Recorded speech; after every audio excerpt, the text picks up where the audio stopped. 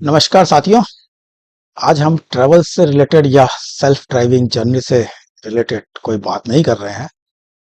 We are going to share our thoughts over the most burning and critical issues as of now, जिसका हर देश पर सामान्य या गंभीर प्रभाव पड़ रहा है, और वह है ट्रम्प टैरिफ, और जिसका मैंने नाम दिया है T2DM। Trump tariff demographic mockery, a new version of type 2 diabetes. T2DM नई बोतल में पुरानी शराब। जिस तरह अमेरिका हथियार और फार्मा लॉबी ने middle east, Africa, south America और कई एशियाई देशों को बर्बाद किया है, उसी तरह यह ट्रम्प टैरिफ भी एक धीमी जहरीली बीमारी है that is impacting very badly the overall globalization, diversification, growth, international trade, geopolitics, relations, diplomacy। Trump tariff disease का नामकरण T2DM seems very perfect as T2DM becomes critical over the long term and impacting the major human organs like heart, brain, kidney, eyes, digestive system. Other affected areas include the feet, skin, gums, and body's immune system. Additionally, type 2 diabetes increases the risk of developing Alzheimer and contributes to poor bone health. हाल के वर्षों में दुनिया भर में लगभग 55 करोड़ लोग diabetes से पीड़ित हैं, जिनमें से लगभग 90 to 95% टाइप 2 डायबिटीज से पीड़ित हैं, और सिमिलरली 90 से 95% समस्याएं भी सदियों से अमेरिका द्वारा ही पैदा की जा रही है। अब फिर से अमेरिका द्वारा पैदा की गई इस T2DM बीमारी का सामना कर रहे हैं, जिसने पूरी दुनिया को अलग थलग और विभाजित कर दिया है।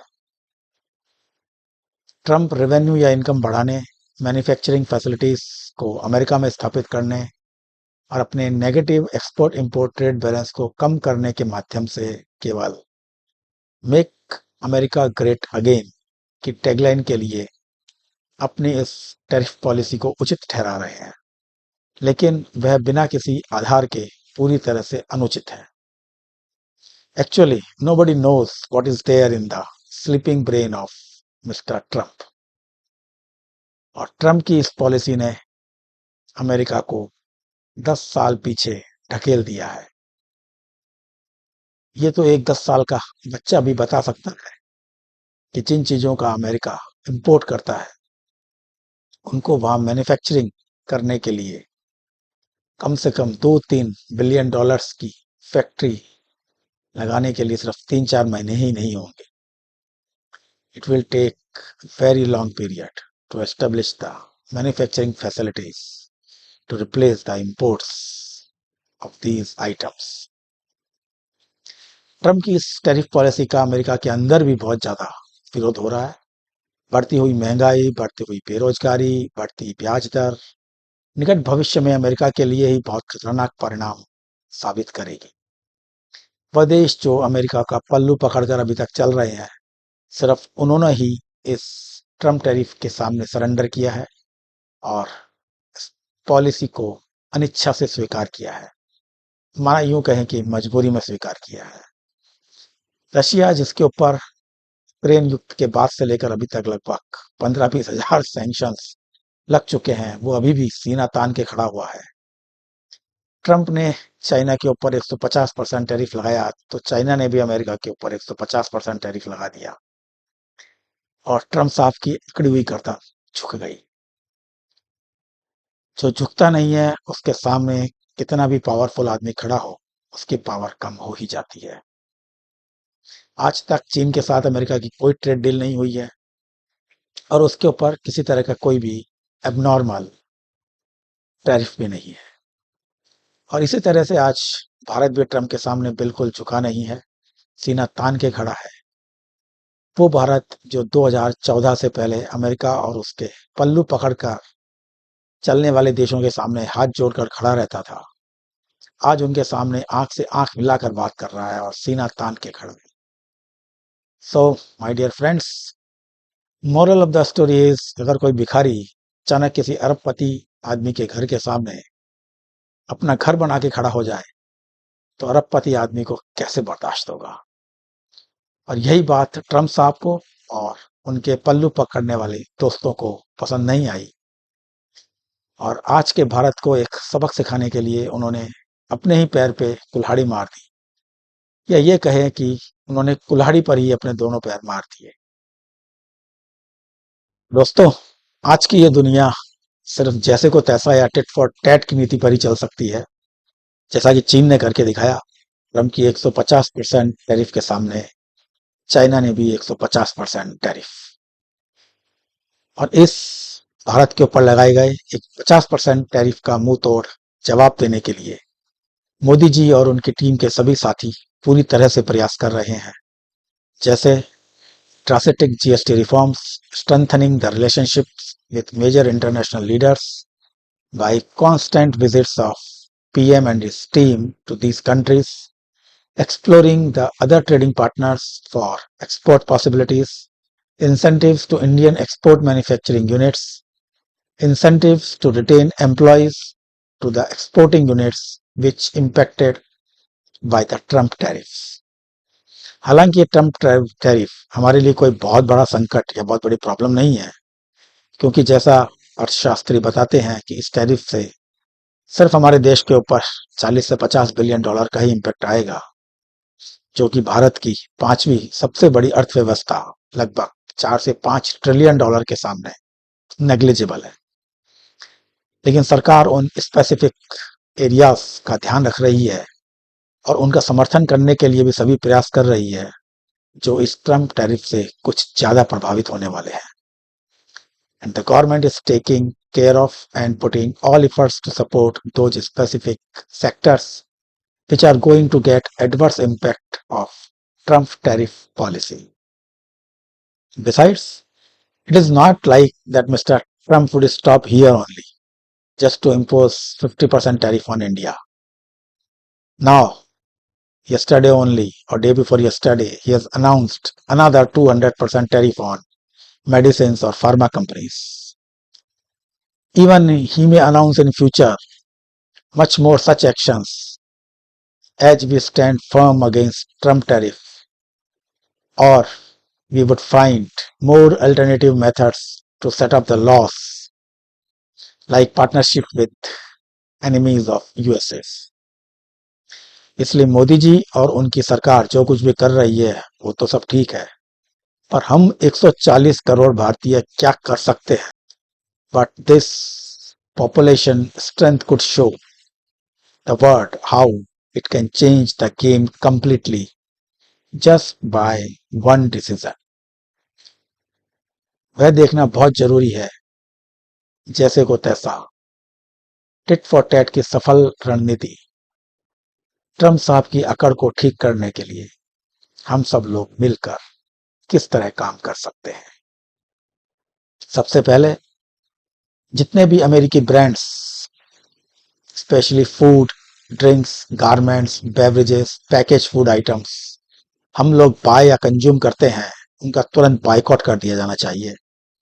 इन सभी ब्रांड्स के ऊपर भारत सरकार को भी सिमिलरली 50% से 100% तक का जीएसटी लगा देना चाहिए।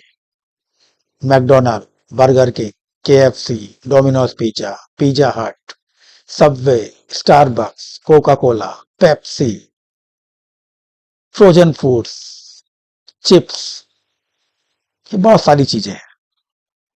All these American brands have many alternatives easily available in India by non-American companies or even by Indian companies with better prices and better qualities.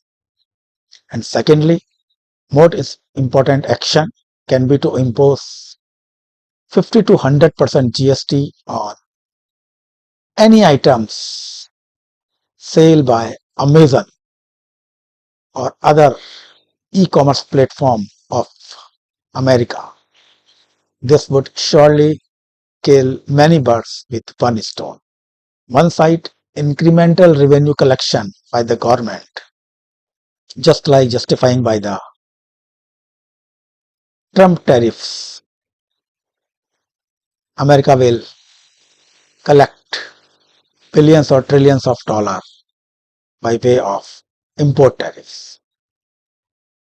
This will support the local retail shops which has massively lost their business due to non-competitive prices and discounts, restriction of foreign currency outflow, and especially this festival season, it is the best time to teach a good lesson to Mr. Trump what India can do for its own beneficial interest.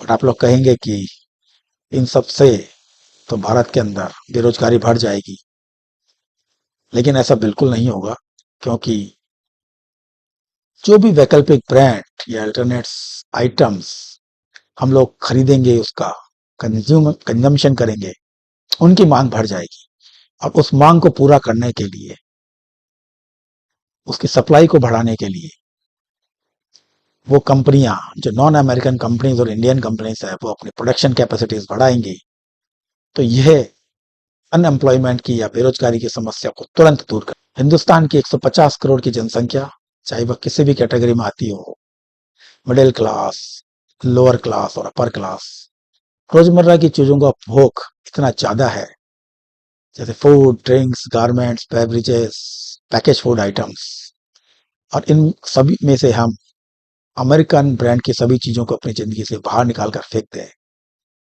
तो उसके परिणाम की कल्पना हम आसानी से कर सकते हैं। और जैसे साथियों, आप लोगों ने सुना है, इसकी एक छोटी सी शुरुआत पंजाब में एक यूनिवर्सिटी में हुई है। वहां के सभी छात्रों ने अमेरिका के आइटम्स की पूर्ण रूप से बाइकआउट किया है और उसका पूरी तरह से इस्तेमाल करना बंद कर दिया है। इस शुरुआत को, इस कड़ी को हम आगे बढ़ा सकते हैं अपने घर में, अपनी जिंदगी में।